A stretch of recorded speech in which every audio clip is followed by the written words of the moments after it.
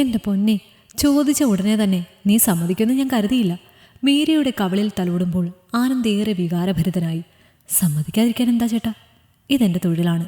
ശരീരം വിറ്റ് തന്നെയാണ് ഞാൻ എൻ്റെ കുടുംബം പോറ്റുന്നത്. നിങ്ങൾ കാശ് തരുമ്പോൾ പിന്നെ ഞാനെന്തിനു നോ പറയണം? അത്രയും പറഞ്ഞുകൊണ്ട് കയ്യിലിരുന്ന ഫോൺ ടേബിളിൽ വെച്ച് പതിയെ തൻ്റെ ചുരിദാറിൻ്റെ ടോപ്പ് അഴിക്കുവാൻ മുതിർന്നു മീര. ഏയ് വേണ്ട വേണ്ട, ഇത്ര പെട്ടെന്നൊന്നും വേണ്ട, പതിയെ മതി.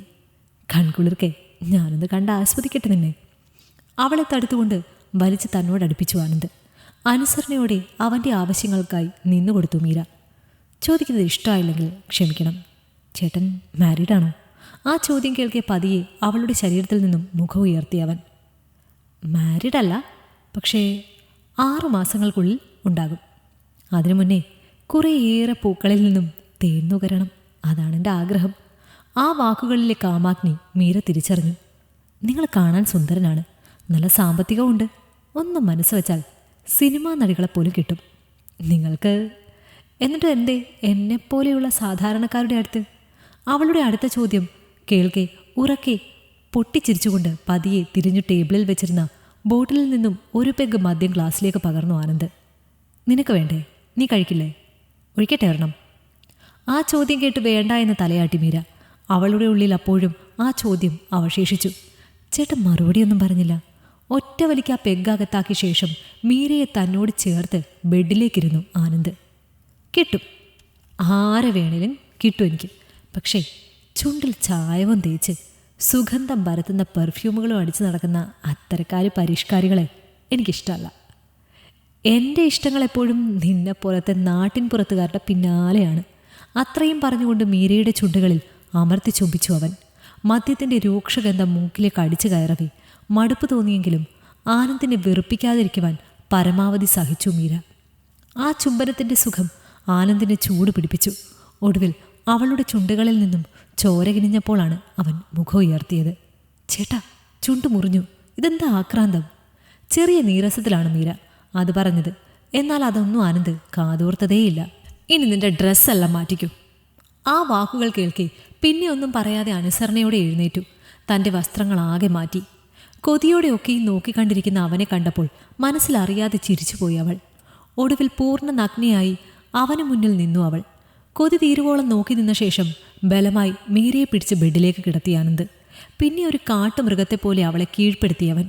പല അവസരങ്ങളിലും വേദനയുടെ കയ്പ് നീരറിഞ്ഞെങ്കിലും കയ്യിൽ കിട്ടുന്ന വലിയ തുകയെപ്പറ്റി ഓർക്കവേ ഒക്കെയും സഹിച്ചു മീര.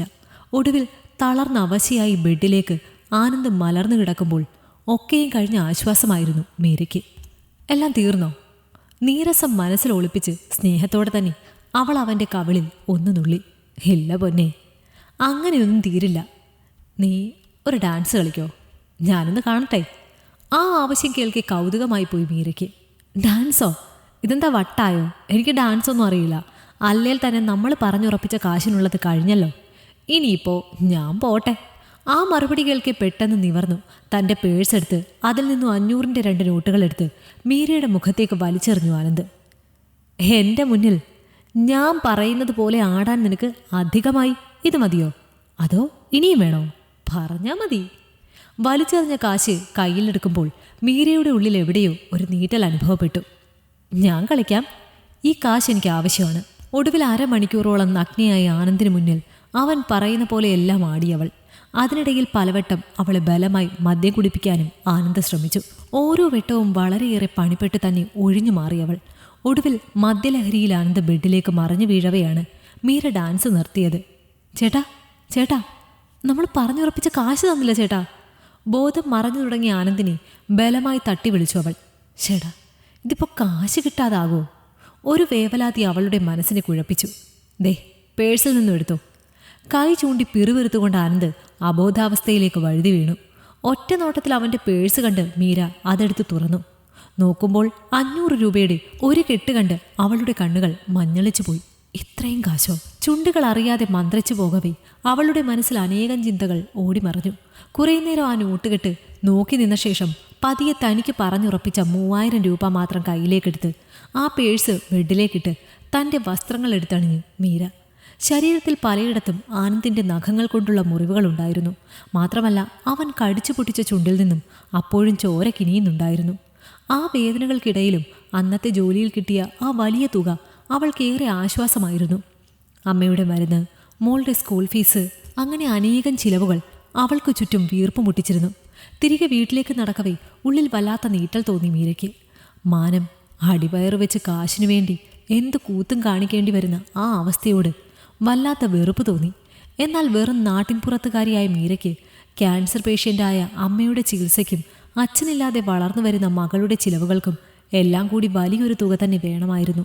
ആ തുക കിട്ടുവാൻ ഇതല്ലാതെ മറ്റൊരു മാർഗം അവൾക്ക് മുന്നിൽ ഇല്ലായിരുന്നു. പിറ്റേന്നും ഇതുപോലെ തന്നെ ഒരു നല്ല കാശുള്ള കസ്റ്റമറിനെ തന്നെ കിട്ടണേ എന്ന പ്രാർത്ഥനയിൽ അവൾ പതിയെ വീട്ടിലേക്ക് നടന്നു. ഈ കഥ നിങ്ങൾക്കിഷ്ടമായെങ്കിൽ ലൈക്ക് ചെയ്യൂ. നിങ്ങളുടെ അഭിപ്രായങ്ങൾ കമന്റായി രേഖപ്പെടുത്തൂ. കൂടുതൽ കഥകൾ കേൾക്കാൻ ഈ ചാനൽ സബ്സ്ക്രൈബ് ചെയ്യൂ.